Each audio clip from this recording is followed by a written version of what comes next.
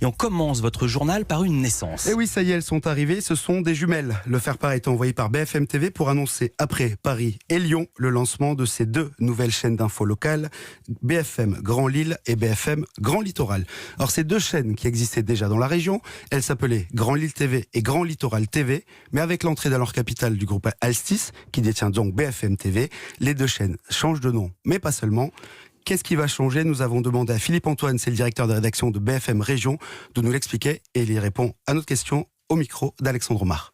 Naturellement, Grand Lille TV et Grand Littoral TV vont se transformer en BFM Grand Lille et BFM Grand Littoral, où on fera évidemment de l'actu en priorité, mais avec des moyens plus développés et renforcés. Visuellement, la chaîne ne ressemblera absolument pas à ce qui était avant. Elle va changer de couleur, elle va changer d'habillage, il y aura un scroll, un bandeau déroulant qui sera actualisé tout le temps.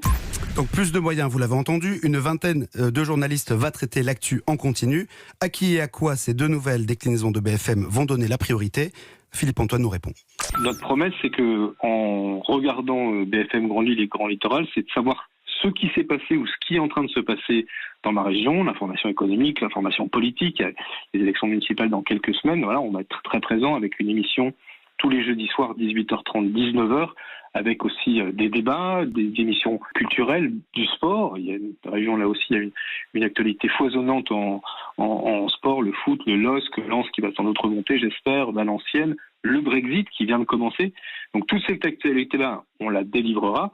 Mais pas seulement, parce qu'on se doit aussi d'être proche de nos téléspectateurs en donnant une information de vie quotidienne, d'accompagnement de nos téléspectateurs.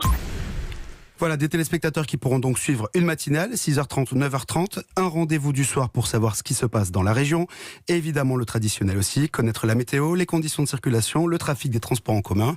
Tout ça commence ce soir à partir de 19h sur BFM Grand Lille et BFM Grand Littoral. Et puis un lancement peut en cacher un autre. C'est vrai que c'est aussi aujourd'hui qu'est lancé un tout nouveau projet imaginé par Webedia. Alors Webedia, c'est le premier groupe média sur le divertissement en ligne. C'est un repère de stars du net en gros. Le nom de cette chaîne, c'est le live. Ça va, bien installé? Oui. Allez, on y retourne. Bienvenue dans 301 vues, ma petite émission. J'invite des créateurs du net en tout genre pour parler de sujets spécialement gênants. Voilà, c'est quand même notre spécialité. Et le live est présenté comme le premier média générationnel en direct et interactif. Bref, en gros, c'est une chaîne en continu, presque comme à la télé, qui est destinée aux moins de 35 ans, ce qui est important, avec chaque jour entre 17h et minuit, des talk-shows, des magazines présentés par des stars. Ah oui, des stars qui? Des humoristes, des youtubeurs à forte communauté, comme on dit sur les réseaux sociaux. Norman, Squeezie, Matt Gaël, Cyprien, Hugo Travers, qui ont tous des millions de followers. Ah oui, là je m'adresse à ceux qui connaissent pas Internet, c'est les gros noms des youtubeurs. Vraiment, c'est vraiment des stars, on n'est pas en train d'ironiser du tout. Il y a du lourd. Ouais, exactement. Il y aura aussi des personnalités de la télé. Il y a le docteur Michel Simès, Thomas Touroud ou Kevin Razi, qui anime encore récemment le show Rendez-vous avec vous sur Canal+. Et là vous vous dites...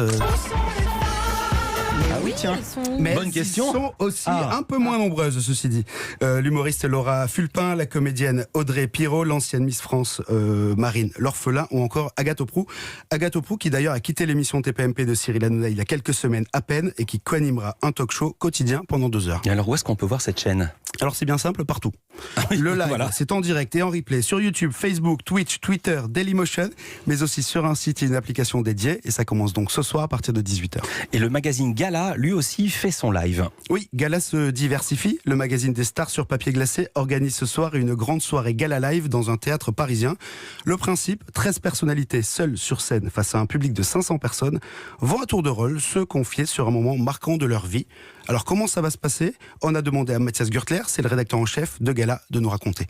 Des personnalités que l'on connaît pour certains, qu'on a découvert pour d'autres, mais à qui on a proposé finalement de se raconter différemment. Et je pense qu'aujourd'hui, c'est tout l'enjeu quand on est une célébrité et que les réseaux sociaux sont partout, tout l'enjeu de se raconter et de trouver des espaces pour se raconter en toute authenticité. Et l'espace qu'on leur offre ce soir sur la scène du théâtre de la Tour Eiffel est précisément un espace d'authenticité, puisque ce qui va se dire sur scène restera sur scène. Il n'y aura pas de téléphone portable branché dans la salle. Des petites pochettes seront distribuées au public pour qu'ils éteignent en fait et qu'ils laissent à l'intérieur leur téléphone. Et ainsi, la parole sera complètement libre et libérée. Voilà, et après une première édition en octobre dernier, le Gala Live revient avec un casting de choix. Ce soir, Elise Moon, le rappeur Kerry James, Clotilde Courreau, Marc-Olivier Fogiel, le chef Marc Vera, Bilal Hassani ou encore le candidat à la mairie de Paris, Cédric Villani. Ouais, la plupart sont quand même des habitués de la scène. Oui, ils sont habitués à monter sur scène ou à parler en public, mais là, l'exercice n'est pas forcément simple, à en croire Mathias Gürtler qui a passé du temps avec ses personnalités pour préparer la soirée.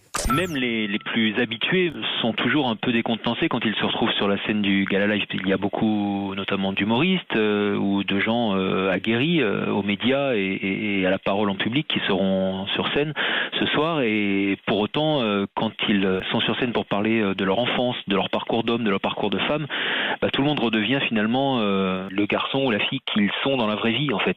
Et c'est un peu toute ça l'ambition du Gala Live, c'est de faire tomber les masques et de faire parler la personne au-delà du personnage en fait. C'est pour ça que même les plus aguerris, même les plus rodés à l'exercice du stand-up, on le traque, beaucoup le traquent même. Pour voir en vrai des personnalités qui ont le trac, mais surtout découvrir ce qu'elles ont à raconter, ça se passe donc ce soir à 20h au Théâtre de la Tour Eiffel à Paris. Et reste à parier que s'il s'y dévoile des choses que l'on ne savait pas déjà, forcément que Gala en parlera. Et puis pour finir, revoilà DSK. Dominique Strauss-Kahn, à qui Netflix a décidé de consacrer un documentaire. C'est une information révélée ce week-end par la lettre A. On y apprend que la plateforme de streaming américaine vient de commander à l'agence Kappa un film sur DSK. C'est le réalisateur et comédien Jalil Lesper qui s'est vu confier le projet. Netflix a confirmé l'information sans en dire beaucoup plus. On sait en revanche que l'ancien patron du FMI n'a pas encore donné son accord pour être interviewé dans le documentaire. Mais quoi qu'il en soit, que DSK parle ou pas, le film devrait trouver sa place sur la plateforme d'ici la fin de l'année ou au début de l'année prochaine, aux côtés d'autres documentaires développés en France entre Maître Gims et Grégory. Une galerie de portraits divers et variés. Oui, et puis vous voulez dire quelque chose encore ? Oui, avant de vous laisser, une information que je ne pouvais pas vous cacher plus longtemps. Ah.